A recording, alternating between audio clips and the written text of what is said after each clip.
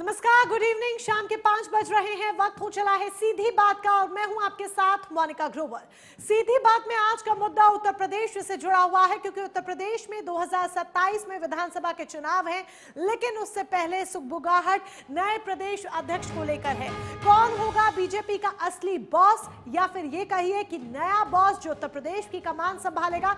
न सिर्फ उत्तर प्रदेश के लिए ये प्रदेश अध्यक्ष जो नया होगा उसके कंधों पर 2027 की जिम्मेदारी होगी, बल्कि कहीं ना कहीं सीधे तौर पर देखें तो 2029 को लेकर भी एक बड़ी जिम्मेदारी होगी, क्योंकि हमेशा से राजनीतिक गलियारों में कहा जाता रहा है कि केंद्र का रास्ता यूपी से होकर गुजरता है। यही एक बड़ी वजह है कि हर राजनीतिक पार्टी अपना कोर बेस जो है वो उत्तर प्रदेश को मजबूती के साथ बनाकर रखना चाहती है। बहरहाल, जब नए प्रदेश अध्यक्ष की चर्चा हो रही है तो सियासी गलियारों में किस तरह की सुगबुगाहट है, देखिए जरा।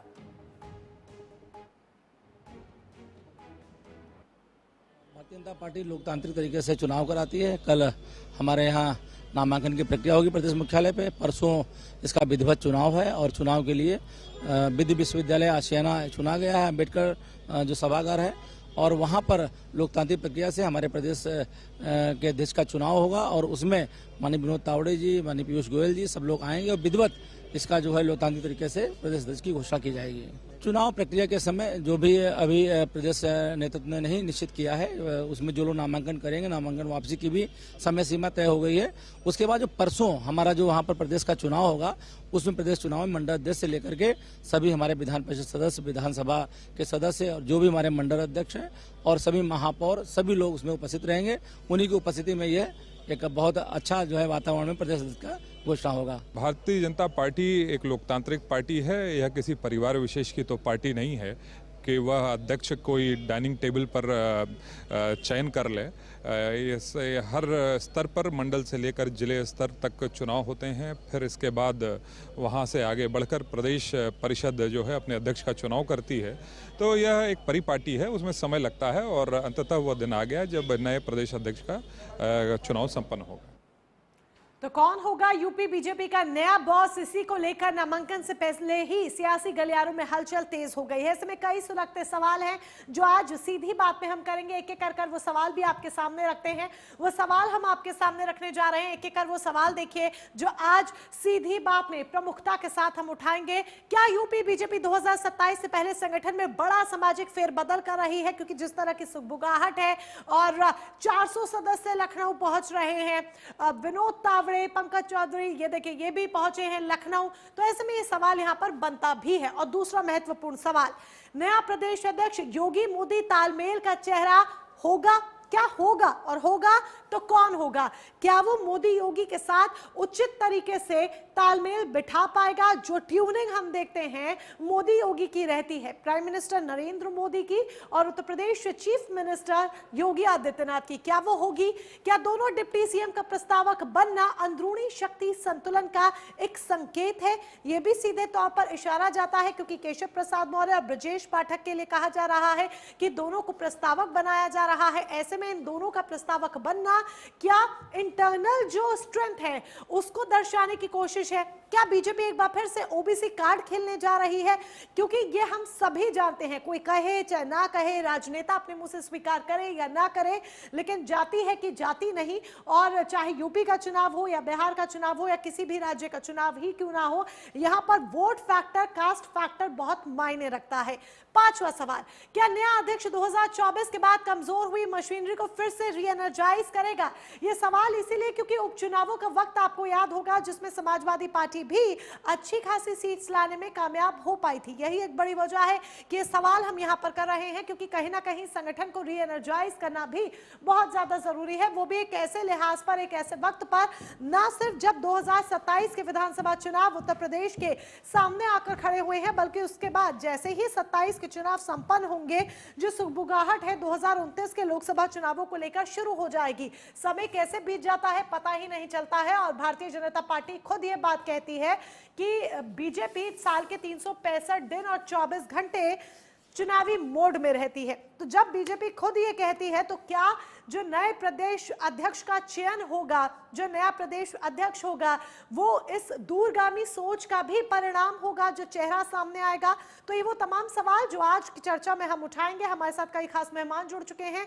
अमरदीप त्रिपाठी बीजेपी का पक्ष रखने के लिए हमारे साथ हैं। रविंद्र सिंह समाजवादी पार्टी के प्रवक्ता हमारे साथ जुड़ चुके हैं। मुन्ना खान जी को आप देख रहे हैं, कांग्रेस के प्रवक्ता हैं। बहुत बहुत स्वागत सर आपका भी। नावेद चिको कुछ ही देर में वरिष्ठ पत्रकार एनालिसिस के लिए हमारे साथ जुड़ेंगे। अभी फिलहाल आप उन्हें नहीं देख पा रहे टीवी स्क्रीन पे, लेकिन कुछ ही देर में हमारे साथ जुड़ जाएंगे। चलिए शुरुआत करते हैं चर्चा की और अमरदीप त्रिपाठी जी के साथ ही शुरुआत करते हैं। अमरदीप त्रिपाठी जी, 400 सदस्य लखनऊ आ रहे हैं, 2 डिप्टी सीएम प्रस्तावक बन रहे हैं कहा जा रहा है, क्या मायने इसके निकाले जाए नए प्रदेश अध्यक्ष को लेकर, यानी कि जोर शोर से तैयारी चल रही है? देखिए मोनिका जी, भारतीय जनता पार्टी हमेशा जोर शोर से कार्य भी करती है, नया अध्यक्ष भी जोर शोर से तय करती है और निश्चित रूप से दोनों का, चाहे यूपी और दिल्ली के गठजोड़ से ही हम लोग कार्य करते हैं। तो निश्चित रूप से जो 400 जो है सदस्य इकट्ठा हो रहे हैं, सबकी सहमति लेकर नए प्रदेश अध्यक्ष की घोषणा की जाएगी, ताकि जो है आगामी समय में 2027 में जो उत्तर प्रदेश में विधानसभा चुनाव है, तो एक कार्यकर्ता से लेकर एक विधायक तक और जितने भी हमारे एक प्रदेश के पदाधिकारी से लेकर एक जो है पन्ना प्रमुख तक सभी लोगों को एक माले में पिरोकर कार्य करने की हम लोगों की जो परंपरा रही है, उसको निभाने का कार्य निरंतर हम लोग करते रहेंगे। और निश्चित रूप से हम सभी लोगों को पूर्ण विश्वास है, जो भी हमारा प्रदेश अध्यक्ष चुना जाएगा एक कर्मठी कार्यकर्ता भारतीय जनता पार्टी का होगा, कार्यकर्ताओं का सम्मान करने वाला होगा, संगठन को बढ़ाने वाला होगा और प्रदेश को मजबूत करने वाला होगा। बिल्कुल, आपका ये कहना है कि प्रदेश को मजबूत करेगा, संगठन को बढ़ाएगा और सरकार और संगठन के बीच का जो तालमेल बिठाना है, ये भी उस नए अध्यक्ष के कंधों पर एक बड़ी जिम्मेदारी होगी। चलिए इसको लेकर चर्चा हम आगे भी आपके साथ करेंगे, लेकिन रविंद्र सिंह जी का भी रुख कर लेते हैं। रविंद्र सिंह जी, समाजवादी पार्टी दूसरी सबसे बड़ी पार्टी है उत्तर प्रदेश में। आपको लगता है नए प्रदेश अध्यक्ष का जो चुनाव हो रहा है, ये कुछ बदलाव लेकर आ पाएगा, नया चेहरा सामने आएगा, तो ये पार्टी के भीतर और पार्टी की मजबूती या पार्टी की जो कमजोर चीजें हैं उसको मजबूती में बदलना, इन सब चीजों में फेरबदल होगा? समाजवादी पार्टी इसे किस तरीके से देखती है?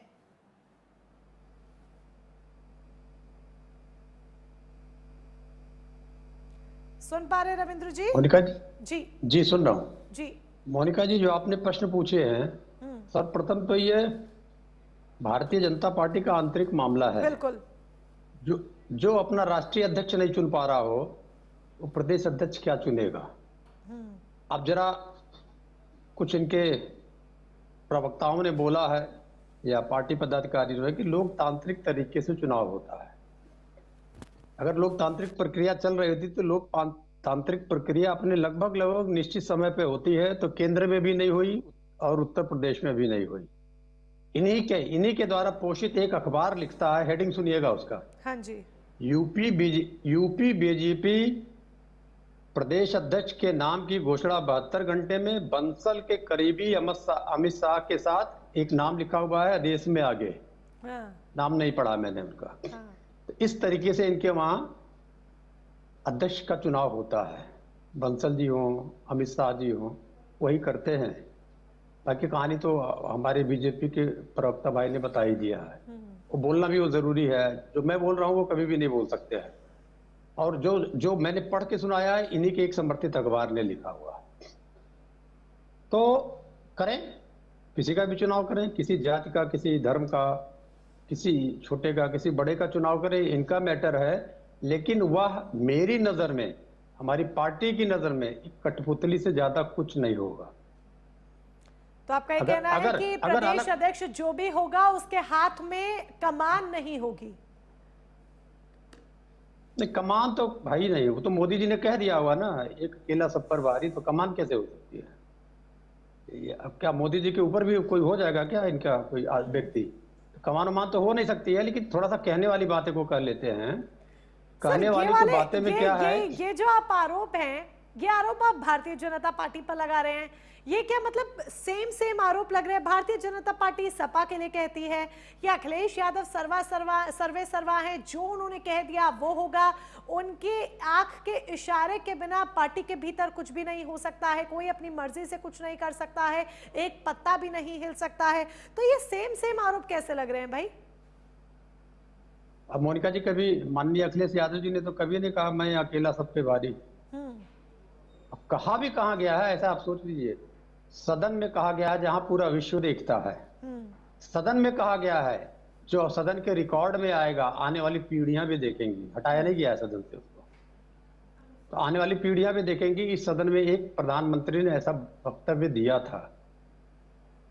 तो ऐसा नहीं कर अखिलेश जी ने नहीं कहा। फिर ये कहते हैं हम परिवारवादी पार्टी हैं, और हम कहते हैं कि हम परिवारवादी पार्टी हैं। हम स्वीकार करते हैं हम परिवारवादी पार्टी हैं। हम आपकी तरह परिवार का विखंडन नहीं करते हैं, राजनीतिक परिवार का विखंडन नहीं करते हैं, सामान्य जनता को परिवार रखने से इनकार नहीं करते हैं। इनके वहां एक बहुत बड़ा संगठन बन रहा है जो परिवार रखने ही नहीं देता है। जो परिवार रखेगा वो संगठन का सदस्य नहीं हो सकता है। तो हम परिवारवादी हैं। हमारे वहां तो मालूम है अखिलेश जी अध्यक्ष हैं, हम फिर चुन लेंगे, अखिलेश जी को अध्यक्ष चुन लेंगे। हम तो कह ही रहे हैं। आप क्यों नौटंकी कर रहे हैं? आप कहिए ना कि जिसको अमित शाह जी चाहेंगे, जो एक अकेला सब पर भारी जो है वो चाहेगा वही चुन लेगा। कह दीजिए कि अंतर क्या पड़ता है इससे?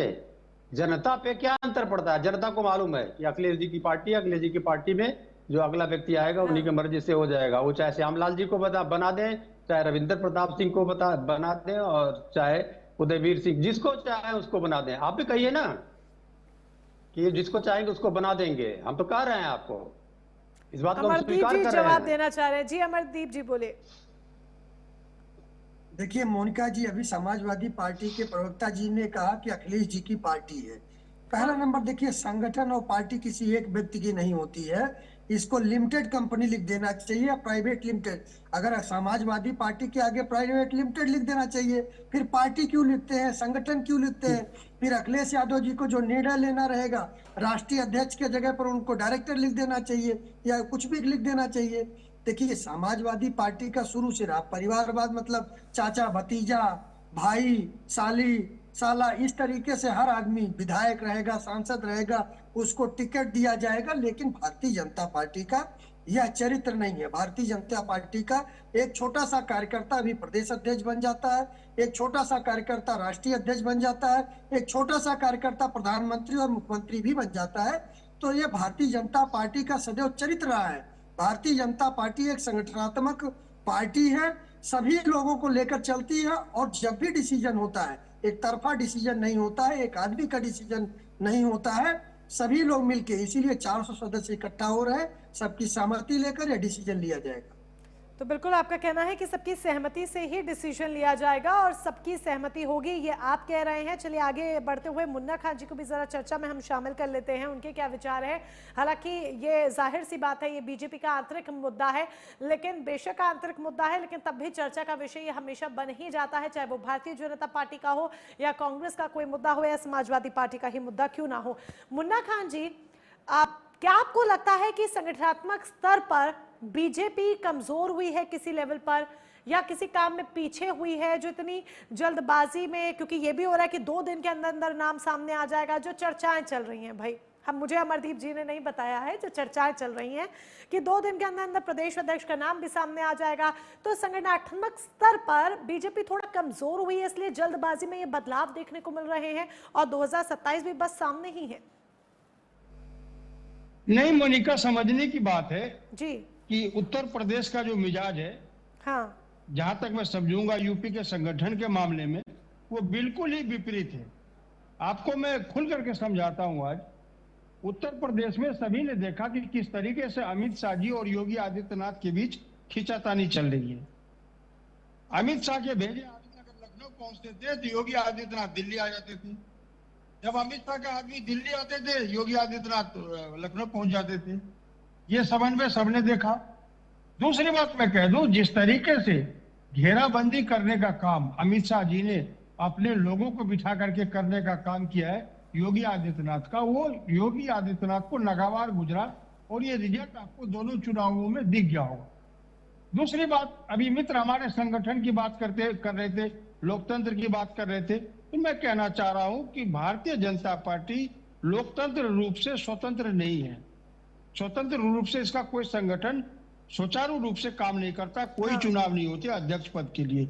अगर उत्तर प्रदेश के अध्यक्ष की बात करूं तो मैं समझता हूं लगातार 2 वर्षों से आपके राष्ट्रीय अध्यक्ष का मामला पेंडिंग में है, वहां कोई चुनाव नहीं हो रहा, कोई निर्णय नहीं हो पा रहा। दूसरी बात, इन्होंने कहा कि हमारे यहाँ बाजाबते चुनाव होकर के निर्णय लिए जाते, मैं समझता हूँ ये गलत है।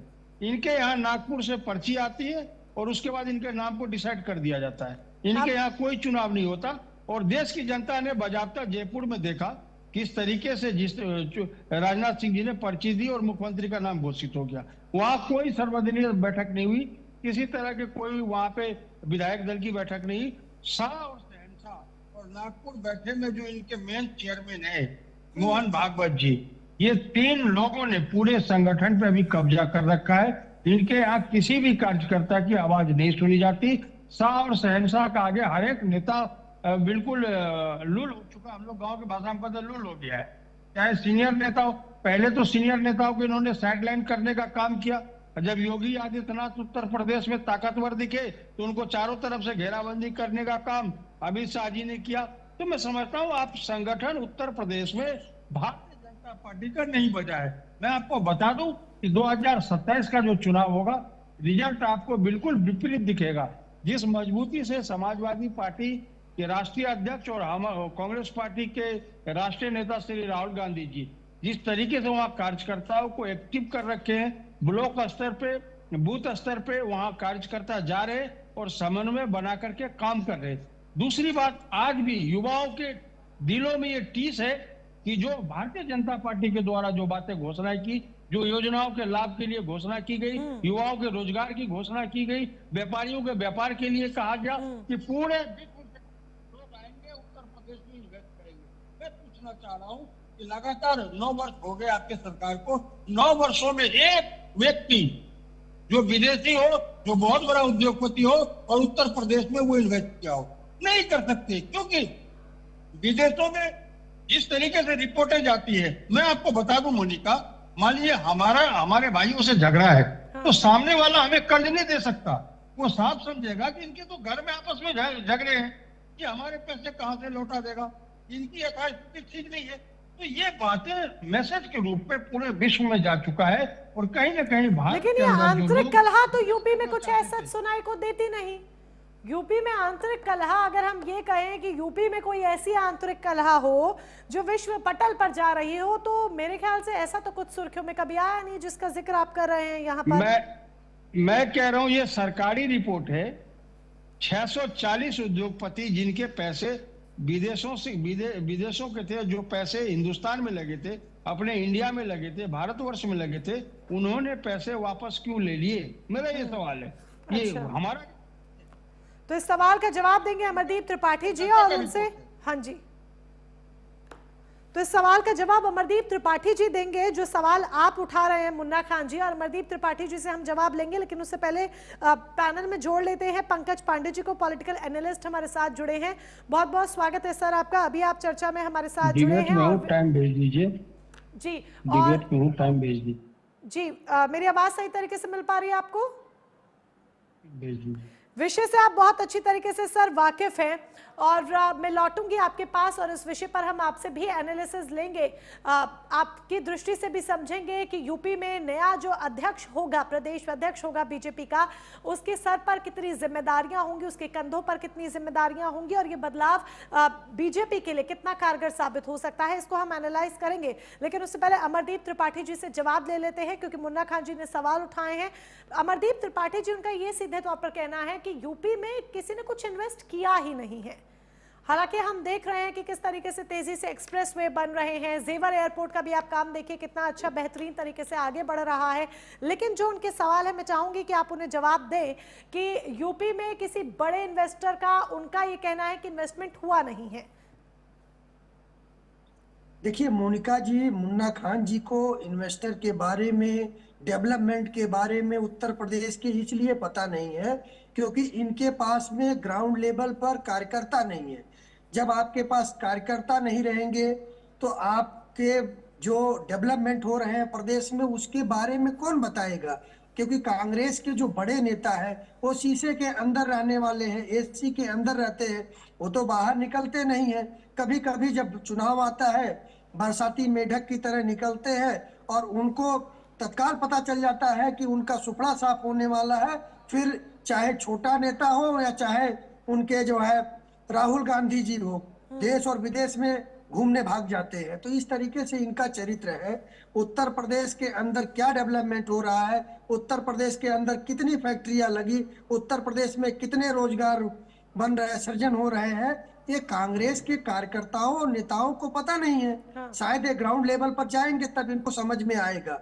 लेकिन आज मुद्दा है संगठन की जो बात हो रही है, कांग्रेस के लोग बताएंगे संगठन करना।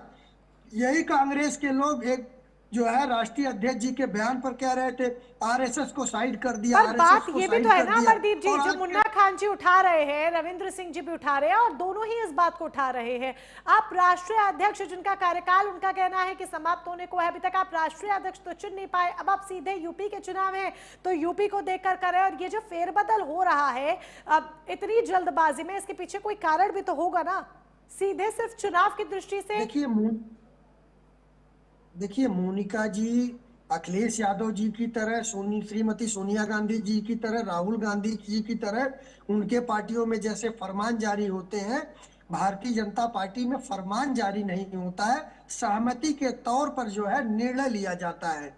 इस तरीके से टाइम लगता है और सूझबूझ समझकर जो नेतृत्व करने वाला होता है संगठन में, जिसका समझ में कितने साल और लगेंगे? क्योंकि राष्ट्रीय अध्यक्ष को लेकर तो बात उठ ही रही है ना, ये सवाल अभी का नहीं है, ये सवाल तो कई समय से चल रहा है। हालांकि ये भी आपका आंतरिक मुद्दा ही है, इस पर सवाल इतने बनते नहीं हैं, लेकिन जब बन रहे हैं, क्योंकि हमारा काम है सवाल उठाना, तो जब सवाल बन रहे हैं तो जवाब भी बनता है। बिल्कुल मोनिका जी, देखिए हमारे राष्ट्रीय अध्यक्ष जो मौजूदा है वो बहुत अच्छा कार्य कर रहे हैं। उनके नेतृत्व में बहुत सारे हम लोगों ने चुनाव जीते हैं, बहुत बेहतर। क्या भूपेंद्र चौधरी अच्छा काम नहीं कर रहे हैं? क्या आपको लगता है भूपेंद्र चौधरी के कार्यकाल में संगठन कमजोर हुआ है? नहीं, देखिए मोनिका जी, हमारे राष्ट्रीय अध्यक्ष भी बहुत अच्छा कार्य कर रहे हैं, हमारे प्रदेश अध्यक्ष भी कार्य कर रहे हैं, लेकिन एक संगठन आ रही हूँ। जी बोलिए अमरदीप जी, बात पूरी कीजिए, फिर मुन्ना खान जी। में पद बदले जाते हैं, यहाँ पर कार्य की जाती ये मोनिका जी, यहाँ पर कार्य की जो है पूजा होती है, समय समय पर जो है पद में लेकिन आप ये जिस बात से आपके जो शब्द है ना अमरदीप त्रिपाठी जी, आपके जो शब्द हैं वो आपकी ही बातों में आपको घुमा रहे हैं। अगर आपके ये शब्द राष्ट्रीय अध्यक्ष के लिए सटीक बैठते हैं कि उनका कार्यकाल समाप्त नहीं हो रहा है, नया राष्ट्रीय अध्यक्ष इसलिए नहीं चुना जा रहा है क्योंकि कार्य के बूते उनका नाम चल रहा है, तो क्या ये चीजें भूपेंद्र चौधरी के साथ साइमल्टेनियसली उन्हें सूट नहीं कर रही है? तो कहीं ना कहीं आप अपनी बातों में खुद ही घूम रहे हैं। जरा आंकलन कीजिए जो बोल रहे हैं,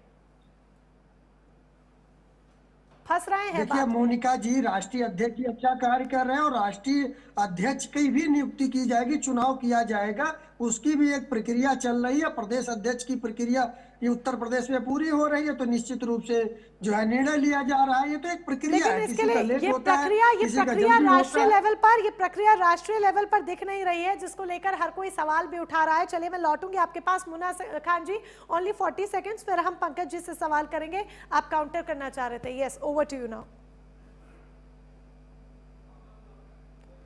मुन्ना खान जी प्लीज अपने आप को अनम्यूट कीजिए, पहले ऑडियो अनम्यूट कीजिए। ओके मुन्ना खान जी, अभी भी हम आपको सुन नहीं पा रहे हैं। हेलो जी, अब आपकी आवाज आ रही है, जी बोलिए। हेलो, मेरी आवाज जा रही है मोनिका जी? अब आ रही है, जी बोलिए। जी पैनल में बैठे हमारे दोस्त, तो शायद मोनिका जी आपने एक पिक्चर देखी होगी, सनम बेवफा।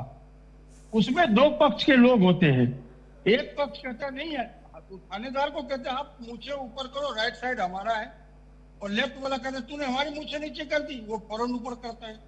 बाद में वो क्या करता है, दोनों मूछें गिरा देता है, भाई हमारे बस की नहीं। तो उत्तर प्रदेश में यही होने जा रहा है। आज खींचतान के बीच चौधरी साहब को इस्तीफा देना है, और जो शाह और शहनशाह की बात मानेगा वो उत्तर प्रदेश का अध्यक्ष बनेगा। मैं ऑन रिकॉर्ड ऑन कैमरा कह रहा हूं, 35 साल का तजुर्बा उत्तर प्रदेश से हमारा भी, मैं समझ सकता हूं उत्तर प्रदेश को। आज कुछ नहीं है, आज किसी संगठन की बात नहीं हो रही है, आज बात हो रही है कि शाह और शहनशाह और नागपुर के कॉल को कौन रिसीव कर रहा है, 9 काम करके 10वां काम हाजी कौन कह रहा है। आज वही उत्तर प्रदेश का अध्यक्ष बनने जा रहा है। वहां कोई चुनाव नहीं होते, ये इतिहास गवाह है उत्तर भारतीय जनता पार्टी में कि कभी भी अध्यक्ष के लिए किसी के लिए भी सुचारू रूप से चुनाव नहीं होते। वहाँ चिट्ठियां चलती है, चाहे नागपुर की कॉल हो चाहे शाह और शहनशाह की कॉल हो, उनका ही चुनाव होगा जो तीनों चाहेंगे। जो ठीक है, जो आप कह रहे हैं वही वाली बात है। अब इस पर अमरदीप जी को ही जवाब देना है, हालांकि वो इस बात को स्वीकार करेंगे या नहीं करेंगे देखना होगा, और जाहिर सी बात है नहीं करेंगे।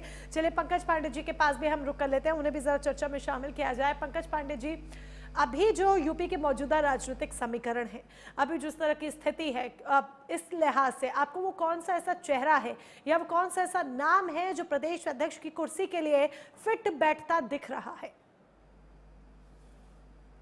देखिए, सबसे पहले मैं जरूर कहना चाहूंगा भी मुन्ना खान जी बात कर रहे थे कि वो शायद इंगित कर रहे थे कि भारतीय जनता पार्टी का जो आंतरिक लोकतंत्र है उसके बारे में वो कहना चाह रहे थे, अपनी स्टाइल में कह रहे थे, जैसे कांग्रेस प्रवक्ता कहते रहते हैं कांग्रेस के लोग।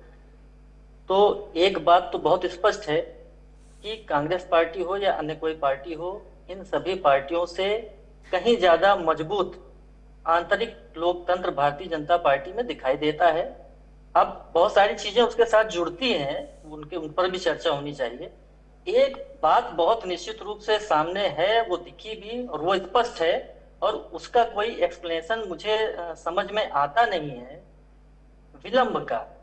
देखिए, चाहे वो राष्ट्रीय अध्यक्ष का चुनाव हो या प्रदेश अध्यक्ष का चुनाव हो, निश्चित रूप से जो विलंब है इसका स्पष्टीकरण देने में भारतीय जनता पार्टी को दिक्कतें आ रही हैं। प्रवक्ता भी कहाँ तक डिफेंड करेंगे, अभी त्रिपाठी जी भी डिफेंड कर रहे थे, लेकिन डिफेंड करने की भी अपनी एक सीमाएं होती हैं, क्योंकि विलंब जरूरत से ज्यादा है।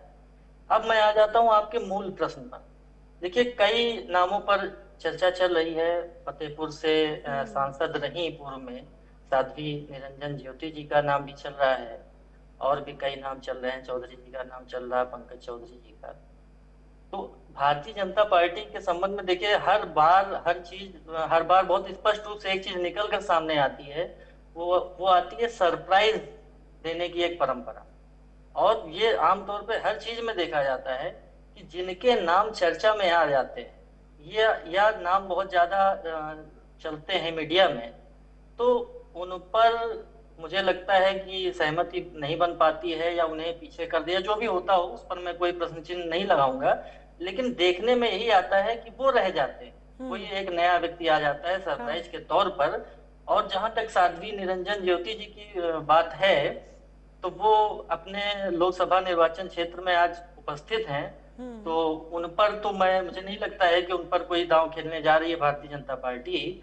अब शेष बचे जो नाम चर्चा में हैं, उनमें से कोई होगा या निश्चित रूप से कोई सरप्राइज एलिमेंट इसमें जुड़ेगा, अब ये देखने वाली बात है। तो स्पष्ट हो जाएगा, बहुत अधिक समय नहीं है। बिल्कुल अधिक समय नहीं है, और मेरे ख्याल से तो शायद से 2 दिन का ही समय, और 2 दिन में ये कहा जा रहा है कि प्रदेश अध्यक्ष का नाम जो है वो सामने आ जाएगा। चलिए, इस चर्चा को आगे बढ़ाया जाएगा, लेकिन उससे पहले वक्त यहाँ पर एक छोटे से ब्रेक का हो चला है। आप सभी खास मेहमान इसी तरीके से हमारे साथ जुड़े रहे। सीधी बात पे हम आज बात कर रहे हैं, कौन होगा यूपी का नया बॉस, प्रदेश अध्यक्ष कौन होगा। मिलते हैं ब्रेक के बाद।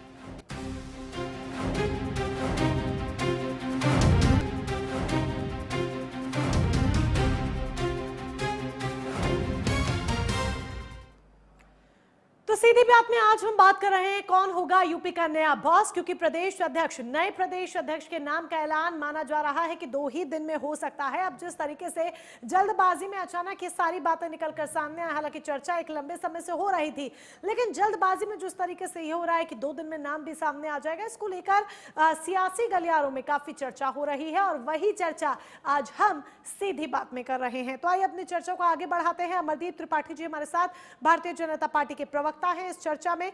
रविंद्र सिंह जी समाजवादी पार्टी का पक्ष रखने के लिए हैं, मुन्ना खान कांग्रेस का पक्ष रखने के लिए, और हमारे साथ पंकज पांडे जी राजनीतिक विश्लेषक इस चर्चा का हिस्सा हैं। अमरदीप त्रिपाठी जी, देखिए ये बातें उठ रही हैं, अब मुन्ना खान जी ने भी वही बातें उठाई, रविंद्र जी ने भी यही बात उठाई, तो क्या जो नया चेहरा होगा यूपी बीजेपी के प्रदेश अध्यक्ष का, वो योगी मोदी तालमेल का नतीजा होगा, योगी मोदी तालमेल का परिणाम होगा, या फिर इसके परे कुछ हमें नया देखने को मिल सकता है? देखिए मोनिका जी, जो भाजपा का उत्तर प्रदेश जी निर्णय नहीं होगा, वो सबका निर्णय होगा, सभी कार्यकर्ताओं का निर्णय होगा, सभी नेताओं के निर्णय से होगा। एक तरफा यहाँ पर जो है डिक्टेटरशिप नहीं है, यहाँ पर एक छोटा सा कार्यकर्ता जो पन्ना प्रमुख होता है वो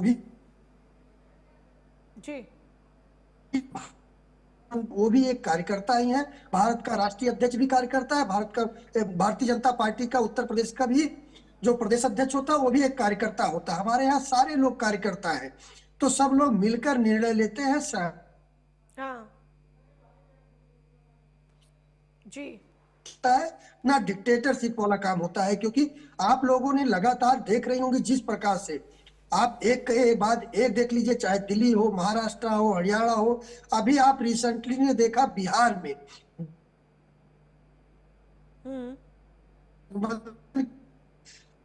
र्यूमर फैलाने का कार्य कर रहे थे, नैरेटिव गढ़ने का कार्य कर रहे थे, झूठी कथा लिखने का कार्य कर रहे थे।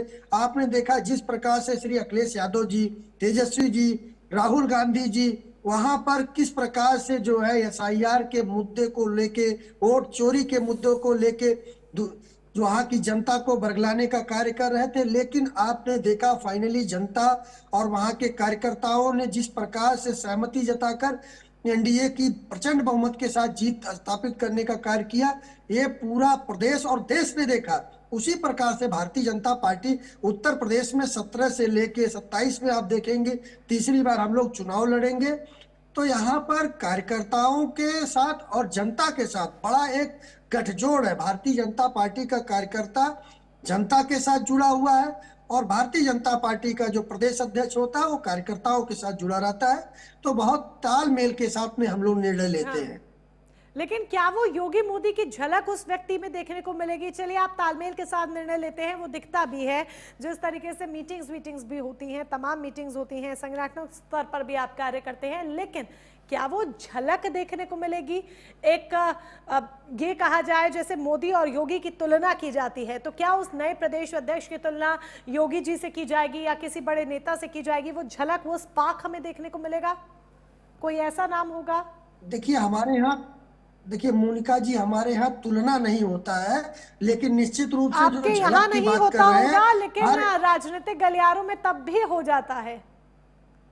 देखिए मोनिका जी देखिए, हमारे यहाँ तुलना नहीं होता है, लेकिन झलक की अगर बात करेंगे तो भारतीय जनता पार्टी का एक एक कार्यकर्ता में अगर झलक देखेंगे तो मोदी योगी की झलक दिखाई देती है।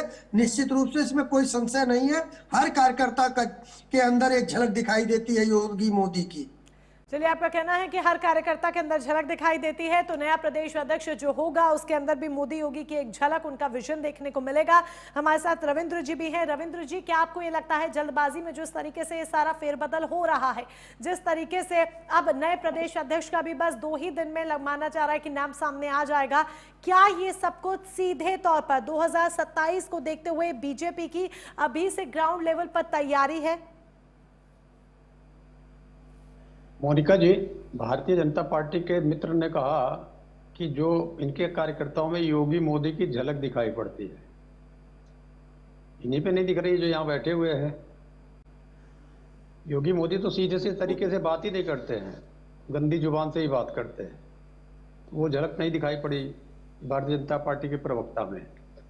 दूसरी बात ये बता दें कि जब से भारतीय जनसंघ या भारतीय जनता पार्टी 80 से बनी है, कितने बार राष्ट्रीय अध्यक्ष का चुनाव हुआ है? एक बार भी नहीं हुआ है। फिर आते हैं उत्तर प्रदेश पे। उत्तर प्रदेश में ये पद खाली चल रहा है। जब पूछा जाता है पूर्व अध्यक्ष से, नाम लेना उचित नहीं है, पूर्व अध्यक्ष से एक पूछा जाता है, भाई क्या है आपकी चुनाव प्रक्रिया कैसे होगी? उन्हें कहा कि अगर हमें दूसरी बार नियुक्ति का मौका दिया जाता है तो हम बेहतर काम करेंगे पहले से। तो नियुक्ति होती है इनके वहां, चुनाव नहीं होता है। या तो उस पूर्व अध्यक्ष ने गलत बोला था। पूर्व अध्यक्ष की दुर्दशा क्या हो जाती है, ये जो उत्तर प्रदेश की राजनीति देख रहे हैं, जहां भारतीय जनता पार्टी सत्ता में है, वहां पर एक मेरठ के व्यक्ति हुआ करते, फिर नाम नहीं लूंगा, वो अध्यक्ष, प्रदेश अध्यक्ष हुआ करते थे, बोलते थे स्कूटर से चलते, बड़ी मेहनत करते थे वो।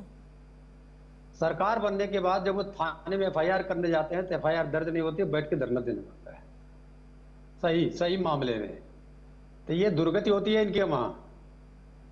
ये सारी लोकतांत्रिक प्रक्रिया है भारतीय जनता पार्टी की, जो मैं नहीं कह रहा हूं, मीडिया भी कहेगी, इनके लोग भी कहेंगे। अब आते हैं, थोड़ा सा डिविएट कर गए थे ये भारतीय जनता पार्टी के प्रवक्ता इन्वेस्टर ने कहे कि नहीं, इनके कार्यकर्ता जमीनी स्तर पे नहीं जाते। अरे 40 लाख करोड़ रुपया कहाँ है? फरवरी में बोला था महामहिम की उपस्थिति में मुख्यमंत्री ने, उसके बाद 40 लाख करोड़ बोला ही नहीं। तो अगर हम लोग को नहीं दिखाई पड़ता, हो सकता हम लोग को कैटरेक्ट हो गया हो, तो मुख्यमंत्री जी से कहिएगा कि अभी शीतकालीन सत्र आ रहा है विधानसभा का, उसमें एक व्हाइट पेपर जारी कर दे कि ये 40 लाख करोड़ रुपया आया था और यहाँ काम हुआ, और CEO जो था इन्वेस्टर समिति का, वो अपराधी होके भाग क्यों गया। तब आपने जो बात यहाँ बताया था, और आपने कहा था मोनिका जी, जेवर एयरपोर्ट का, जेवर एयरपोर्ट 1/3 नहीं बना हुआ है। इसके साथ और भी जुमले सुन लीजिए, इसमें 40 लाख करोड़ शामिल नहीं है। फिल्म सिटी बनाएंगे, फार्मा हब बनाएंगे, डिफेंस कॉरिडोर बनाएंगे, आरण्यालय बनाएंगे। इस 17 से 18 तक की बात, अभी मैं गोमती जी और गंगा जी की बात नहीं कर रहा हूं इसमें शामिल। कहां चले गए ये जमीनी काम? हम लोग तो कैटरेक्ट हो गया, नहीं दिखाई पड़ रहा है। आप ही दिखा दो भैया, सदन में एक झूठा पेपर ही लेके चले आओ, व्हाइट पेपर, तो देख ले कहां काम हो रहा है। अमरदीप जी, यानी कि विकास कार्यों की कसीदे सिर्फ गिनी जा रही हैं, गिनाई जा रही हैं, धरातल पर कार्य नहीं है। इसका कहीं ना कहीं आपको शीतकालीन सत्र में भी जवाब देना होगा। एक सेकंड और, जी काम हो रहा होता, रविंद्र जी को बात पहले पूरी करने देते, ठीक है? आज काम हो रहा होता तो 8 लाख करोड़ रुपए उधार के साथ उत्तर प्रदेश सबसे ज्यादा गरीब नहीं होता। बोला किसने? भारतीय जनता पार्टी के प्रवक्ता ने बोला किसने बताया था? तो नीति आयोग ने बताया था। आपकी ही संस्था है, जो आपकी संस्था में अध्यक्ष बनने के बाद जाके इंडिगो में नौकरी करने लगते हैं, उसी नीति आयोग ने बताया था। धन्यवाद। अमरदीप जी, देखिए मोनिका जी, पहली बार जो डेवलपमेंट की बात कर रहे हैं, फैक्ट्रियों की बात कर रहे हैं समाजवादी पार्टी के प्रवक्ता जी, मैं आपको याद दिलाना चाहता हूं, इसी उत्तर प्रदेश में 12 से लेकर 17 तक समाजवादी पार्टी की सरकार थी। खुलेआम कट्टे लेकर बनने का काम होता था। आज कट्टा तो उत्तर प्रदेश में नहीं बनता, आज उत्तर प्रदेश की राजधानी में ब्रह्मोस्त्र मिसाइल बनती है। उत्तर प्रदेश के आसपास में अलग अलग फैक्ट्रियां लगी हुई हैं, सारे महानगरों में फैक्ट्रियां लग रही हैं आसपास में। यह चीज ग्राउंड लेवल पर उतर के देखने की जरूरत है। और देखिए, सत्र चलने की बात है, निश्चित रूप से बहुत कहावत है, हाथ कंगन को आरती क्या, पढ़े लिखों को फारसी क्या। इनके विपक्ष के विधायक बैठेंगे, पूछा जाएगा, निश्चित रूप से जवाब दिया जाएगा। अगर इनके कार्यकर्ता धरातल पर उतर के अपने प्रवक्ताओं को, अपने नेताओं को रिपोर्ट नहीं दे पा रहे हैं कि उनके क्षेत्र में कितना विकास हो रहा है, महानगर में कितनी फैक्ट्रियां लग रही हैं, तो निश्चित रूप से वो भी ऑन रिकॉर्ड देने का कार्य किया जाएगा। और भारतीय जनता पार्टी में जिस प्रकार से विकास की गंगा बही है, इसीलिए 17 के बाद 22 में भारतीय जनता पार्टी को पुनः चुना गया था और 27 में भी पुनः चुना जाएगा। क्योंकि देखिए, आप याद करिए, जो है स्वर्गीय श्री मुलायम सिंह जी की जो पार्टी, उन्होंने जो विरासत में श्री अखिलेश यादव जी को 2012 में सौंपा था, 17 एक बार उन्होंने विरासत की सत्ता का भोग किया, दोबारा उनको सत्ता नसीब नहीं हुई। तो इस बात को समझने का जरूरत है, मंथन करने का जरूरत है कि उनके यहाँ क्या खोट रह गई, क्या कमियां रह गई, उसमें इंप्रूवमेंट करने की जरूरत है। भारतीय जनता पार्टी का प्रदेश अध्यक्ष कौन होगा, राष्ट्रीय अध्यक्ष कौन होगा, ये निश्चित रूप से ये हमारा इंटरनल मामला है, उसको हम लोग इंटरनली इसको निर्णय लेकर करेंगे। लेकिन जो हम लोग निर्णय ले रहे हैं, संगठन जो निर्णय ले रहा है, उसका जो रिजल्ट आ रहा है, ये पूरा देश देख रहा है, आप लोग भी देख रही हैं और विपक्ष भी देख रहा है। रविंद्र जी, बात जायज भी है ना, वो खुद कह रहे हैं अमरदीप त्रिपाठी जी कि अखिलेश यादव को दोबारा सत्ता सुख भोगने का मौका मिला ही नहीं। अगर उन 5 सालों में काम किए होते, जनता के दिलों में जगह बनाई होती, तो सत्ता सुख भोगने का दोबारा से मौका मिलता ना। लेकिन 2 मौके अभी देखिए हाथ से अभी ताजा मौके निकल गए। 60 साल तक ये सत्ता नहीं भोगे, हम सत्ता में लेके आए। 1967 में आके चरण छुआ हमारा भारतीय जनसंघ ने, 1970 में चरण छुआ, सत्ता में लेके आए, 1977 में छुआ लेके आए, 1979 में छुआ लेके आए। ये सत्ता भोग हमको सिखा रहे हैं या सत्ता भोग सीखे? अब ये बता रहे कट्टा चल रहा था, तो आपके यहाँ तो बुलडोजर चल रहा था। जब हमारे वहां कट्टा चल रहा था तब क्या काम हुआ देख लीजिएगा। इंटरनेशनल स्टैंडर्ड का काम हुआ, कहीं भी नहीं हुआ। घर घर तक पुलिस पहुंचा दिया 100 नंबर से, घर घर तक अस्पताल पहुंचा दिया 108 नंबर से, लड़कियों की सुरक्षा के लिए 1090 बना दिया। इन सारी जगह को मिला के 15 लाख बच्चियों को नौकरी मिल गई। फिर आईटी हब बना दिया। उत्तर प्रदेश में कभी भी आईटी हब नहीं था। फिर हम लोग ने राष्ट्रीय स्तर का एक अस्पताल बना दिया, लोहिया अस्पताल। पीजीआई के ऊपर बहुत दबाव था और पीजीआई से अच्छा बना दिया। सैमसंग का असेंबली सेंटर लगा दिया। अरे आप तो कह रहे हैं बहुत काम हो गया, पूरा दुनिया देख ले, एक काम तो बता दीजिए। हमने तो बताया। चलिए, ये तो कामों की बात हो रही है और आप दोनों अपने अपने काम गिना रहे हैं। जी मैं समझ रही हूँ, समय की भी थोड़ी सी कमी है, इसको सम अप करते हैं। सर आप अपने काम गिना रहे हैं, वो भी अपने काम गिना रहे हैं, और जनता तय करेगी किसने कितने काम करे हैं, और ये 2027 में जनता तय कर लेगी। लेकिन मैं लौटूंगी आपके पास। मुन्ना खान जी को भी जरा शामिल करते हैं। मुन्ना खान जी, कांग्रेस की जो स्थिति है, आप भी अपने संगठन को मजबूत करने में लगे हुए हैं, इसीलिए बीते दिनों फैसला भी कांग्रेस की तरफ से आया था कि पंचायत स्तर के जो चुनाव है, पंचायती चुनाव, आप समाजवादी पार्टी के साथ नहीं लड़ेंगे, यानी कि गठबंधन में नहीं लड़ेंगे, अकेले अपने दम पे लड़ेंगे, क्योंकि संगठन मजबूत करना चाहते हैं। अब बीजेपी जहां अपने संगठन पर और ध्यान दे रही है, तो क्या आपको लगता है चेहरा बदलना या फिर बीजेपी में ये फेर बदल कांग्रेस के लिए किसी तरह के कोई पॉजिटिव अवसर पैदा कर सकता है? सर मैं आपको पहले भी कहा मोनिका जी, आपने बुग्गी चलते हुए घोड़े को देखा होगा, उसके लेफ्ट लगे होते कि आप दाएं बाएं मत देखना। तो जो दिल्ली में बैठे लोग हैं, उनको लखनऊ में बस वही घोड़े वाले टॉप चाहिए। योगी जी को ना वो लेफ्ट देखना ना राइट देखना है, आपको बिल्कुल सीधा देखना, और ये योगी जी को गवारा नहीं है।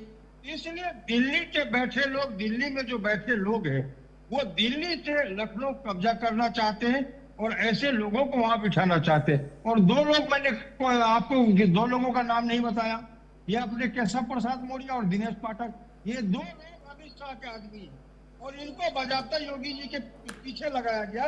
घोड़े के काप के तरफ ना आप राइट देखे ना लेफ्ट देखे, आपको सीधा देखना है बिल्कुल। तो इस तरीके से अभी खींचातानी उत्तर प्रदेश में चल रही है। और सवाल रहा 2027 का चुनाव का, मैंने आपको पहले भी कह दिया, अभी भी कह रहा हूँ, ऑन रिकॉर्ड कह रहा हूँ कि जो उत्तर प्रदेश में चुनाव होंगे, जो नतीजे आएंगे, वो आपको बिल्कुल चौंकाने वाले होंगे। और अभी हमारे मित्र विकास है, विकास किया है, कहा है, इसलिए गिनती नहीं करवाया। हमारे गांव में एक मूलचंद जी थे, उसके यहाँ कोई गेस्ट है, तो उसके आगे जो मैदान था, वो कहते थे ये सारी जमीन हमारी, और वो अपने मोटरसाइकिल पर बैठा के उसे बस से छोड़ते थे। वो इसलिए छोड़ते थे ताकि गांव में किसी को पूछना दे हमारी जमीन है कि नहीं। तो इनके विदेशी मेहमान जो आते हैं, किसी से मिलने उनको नहीं दिया जाता, क्योंकि भेद सरकार की खुलेगी, बात सरकार की रखी जाएगी, और इनकी किरकिरी होगी और बीजेपी की बेइज्जती होगी। ये रणनीति है। ये हम लोग बचपन में वो खेल खेलते थे छुपा छुपी वाली, हम छुप गए तू बता देना, तू छुप गए हम बता देंगे। ये अभी दिल्ली और लखनऊ में छुपा छुपी का खेल चल रहा है।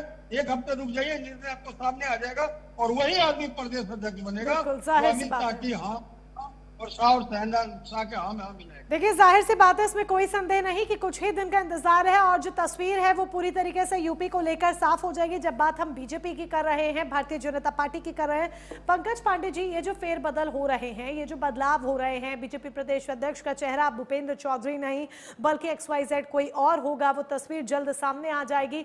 इसका असर 2027 के विधानसभा चुनावों पर कितना पड़ेगा? जी निश्चित रूप से देखिए, भारतीय जनता पार्टी बहुत विलंब से प्रदेश अध्यक्ष और राष्ट्रीय अध्यक्ष की तो अभी कोई बात ही नहीं चल रही है, बाद में जो कुछ होना होगा होगा, का जो निर्णय लिया है चुनाव का, निश्चित रूप से विलंब से लिया है। और विलंब से लिया गया निर्णय अभी भी इसलिए पूरा होने जा रहा है क्योंकि 2027 बिल्कुल सामने खड़ा हुआ है। तो जो भी प्रदेश अध्यक्ष चुना जाएगा 2027 के चुनावों को ध्यान में रखते हुए चुना जाएगा। 2027 के चुनावों में देखिए, उत्तर प्रदेश हो या बिहार हो, ये ऐसे राज्य हैं जिनमें आप जातियों को अलग नहीं कर सकते हैं। तो जातिगत समीकरण को देखते हुए चुना जाएगा। उसमें इस बात का भी निश्चित रूप से ध्यान रखा जाएगा कि जो भी प्रदेश अध्यक्ष चुना जाए, चूंकि योगी जी प्रदेश के मुख्यमंत्री हैं और बहुत सारी चीजें उनको देखनी होती हैं, तो उनके साथ उसकी ट्यूनिंग ठीक रहे, उनको स्वीकार्य हो और निश्चित रूप से केंद्रीय नेतृत्व को स्वीकार हो। तो ये निश्चित रूप से इन सारी चीजों को देखते हुए चुना जाएगा। और 2027 का चुनाव अगर 2027 के बजाय 2028 में होता तो हो सकता है कि इसमें हम थोड़ा सा विलंब और देखते। तो भारतीय जनता पार्टी निश्चित रूप से आंतरिक लोकतंत्र की बात करती है। आंतरिक लोकतंत्र भारतीय जनता पार्टी में अन्य पार्टियों के अपेक्षा बहुत सुदृढ़ है, मजबूत है। लेकिन विलंब जो है उसका स्पष्टीकरण देना मुझे नहीं लगता है कि संभव है। बिल्कुल, विलंब का अभी स्पष्टीकरण देना संभव क्या, स्पष्टीकरण अभी कुल मिला के देखा जाए तो सामने आ भी नहीं रहा है कि ये विलंब हो क्यों रहा है। लेकिन 2027 की हमने बात की और ये सवाल मैंने अमरदीप जी से भी पूछा था और वो सवाल थोड़ा सा मैं आपसे भी पूछकर इसका जवाब समझना चाहूंगी कि जो नया प्रदेश अध्यक्ष होगा, क्या आपको लगता है पावर बैलेंस उसके अंदर देखने को मिलेगा? क्योंकि न सिर्फ सीएम योगी आदित्यनाथ के साथ तालमेल बिठानी होगी बल्कि प्रधानमंत्री नरेंद्र मोदी के साथ भी तालमेल बिठानी होगी। मुन्ना खान जी कुछ कहना चाह रहे हैं। जी मुन्ना खान जी। आपने बहुत अच्छा, मोनिका जी, बहुत बेहतरीन सवाल पूछा है, लेकिन इसका जवाब यही है कि जब तक शाह और शहंशाह का नतमस्तक नहीं करेगा कोई भी उत्तर प्रदेश का अध्यक्ष, बगैर उसके निर्णय के एक बार सदस्य को वो सिलेक्शन नहीं कर सकता। मैं उसकी पावर आपको व्याख्या उसकी कर दे रहा हूँ। इतिहास गवाह है कि जिस तरीके से डमी मुख्यमंत्री, डमी प्रदेश अध्यक्ष को दिल्ली के द्वारा बिठाया जा रहा, दिल्ली के द्वारा चलाया जा रहा, और उत्तर प्रदेश में जो इंडिया गठबंधन के जो फायदा होने वाला है वो इसका ही फायदा होने वाला है। जो इनके संगठन जो बिखर चुके हैं, इसका जो आपसी खींचतान है, उससे हम लोगों को डबल फायदा होने जा रहा है। और 2027 में इंशाल्लाह महागठबंधन की सरकार बनेगी। मैं आपको ऑन रिकॉर्ड कर दे रहा हूँ। तो कहीं ना कहीं आपने इशारा भी कर दिया है, यानी कि गठबंधन में चुनाव लड़ा जाएगा, कांग्रेस गठबंधन के साथ चुनाव लड़ेगी। बड़ा इशारा आपने यहाँ पर कर दिया। सपा और कांग्रेस का मेल देखने को मिलेगा यूपी के चुनावों में 2027 में। बड़ी खबर भाई ये तो हो गई। बिल्कुल, आपने यहाँ पर प्राइम न्यूज पर डिक्लेयर कर दिया ओपनली। मोनिका जी, मैं तो पहले भी कहा, अभी जो हमारे बीजेपी के मित्र बार बार कह रहे थे अखिलेश यादव जी ने विकास नहीं किया, तो मैं इनको कह दे रहा हूँ कि अखिलेश यादव ने जो विकास किया उसको आप 20 पटल पे रखते हो। आप देखिए किस तरीके से विकास उत्तर प्रदेश में हुए। अरे हार जीत पे आप कह रहे हो कि आपको सत्ता भोग नहीं हुआ। एक शेर है कि माना कि तू कयामत है, पर कयामत तक तो नहीं। तो लड़ाई अमरदीप जी महागठबंधन से है 2027 में आपकी। कहीं ना कहीं ये डायरेक्टली डिक्लेयर एक तरह से आप मान लीजिए, चाहे आप प्रेस कॉन्फ्रेंस के माध्यम से नहीं, लेकिन यहाँ पर पैनल में मुन्ना खान जी ने डिक्लेयर तो जरूर कर दिया है। चुनौती किस तरीके से देख रहे हैं आप? देखिए मोनिका जी, बिहार में भी तो महागठबंधन ने ही चुनाव लड़ा था, मुझे लगता है। क्या नतीजा निकल के आया? सुपड़ा साफ हो गया। कांग्रेस का क्या हुआ? कांग्रेस के अगर 7 सीटर गाड़ी होती है तो उतने भी इनके विधायक नहीं हुए। तो क्या स्थिति रह गई है? श्री अखिलेश यादव जी बिहार में प्रचंड प्रचार करने के लिए स्टार प्रचारक बनकर गए थे। क्या नतीजा निकल के आया? देखिए, महागठबंधन तो चुनाव हर जगह लड़ रही है, लेकिन नतीजा क्या निकल के आ रहा है? शून्य बटा सन्नाटा। दिल्ली के अंदर कांग्रेस ने किस तरीके से चुनाव लड़ा? फटाफट मुन्ना खान जी को भी 40 सेकंड्स में अपनी बात समाप्त कीजिए। अमरदीप जी 40 सेकंड्स में। जी, आपका कहना है कि महागठबंधन का कोई असर नहीं, सुपड़ा साफ हुआ है बिहार में, यूपी में भी यही होगा। मुन्ना खान जी 40 सेकंड्स फटाफट समाप्त कीजिए। नहीं, इनका केरल में क्या हाल हुआ, खाता तक नहीं खुला, ये पता नहीं। इनका तमिलनाडु में क्या हुआ, खाता खोलने के लिए बार बार कोशिश शाह और शहंशाह के द्वारा की जा रही है, लेकिन वहाँ की जनता इसे खाता नहीं खोलने देगी। चलिए, कम से कम आपने यहाँ पर जनता की बात तो मानी मुन्ना खान जी, जनता की बात तो मानी, वरना विपक्ष तो यही कहता है और खासकर आप लोग यही कहते हैं कि ईवीएम हैक कर ली, ईवीएम हैक कर ली। अगर केरल की बात आप कर रहे हैं तो कम से कम आपने माना कि जनता तो ये बाकी राज्यों में भी मना करिए कि वहां पर भी जनता का ही राज होता है और काम बोलता है। ये ईवीएम हैक होना, ये वो, ये सब सिर्फ चुनावी ढकोसले हैं जो कि हार के बाद बोले जाते हैं। खैर, आप सभी खास मेहमान हमारे साथ जुड़े, इस चर्चा का हिस्सा बने, उसके लिए बहुत बहुत शुक्रिया आपका। तो सीधी बात में आज हमने बात की कि कौन होगा यूपी बीजेपी का नया बॉस। जल्द ही कुछ ही दिनों में जो तस्वीर है वो सामने आ जाएगी, लेकिन इसका सीधा असर कहिए चाहे ना कहिए ये जरूर देखने को मिलेगा कि 2027 के विधानसभा चुनावों पर पड़ेगा एक बड़ा इंपैक्ट। तो सीधी बात में आज मेरे साथ बस इतना ही। शाम 8 बजे जुड़ना ना भूलिएगा, देखना ना भूले बियॉन्ड हेडलाइंस।